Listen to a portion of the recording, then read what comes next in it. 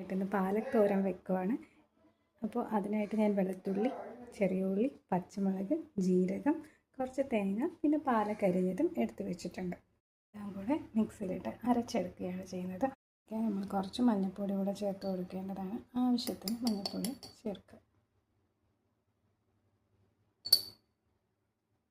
അരിഞ്ഞ് കിട്ടിയിട്ടുണ്ട്. നമുക്കിനി ഇതിനെ കടുക് വറുത്ത് തോരൻ വയ്ക്കാം. പാത്രം വെച്ച് ചൂടാക്കുക.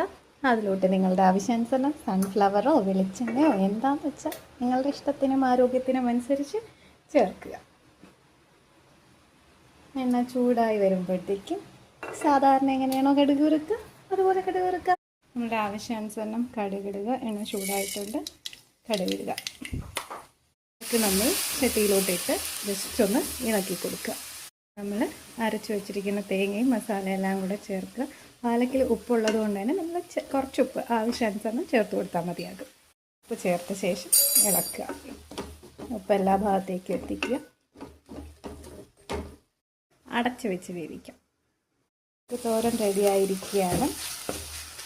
ആവശ്യാനുസരണം ചോറിൻ്റെ കൂടെയോ എന്തിൻ്റെ കൂടെയാണെന്ന് വെച്ചാൽ നിങ്ങൾ വെച്ച് കഴിച്ചോളാം.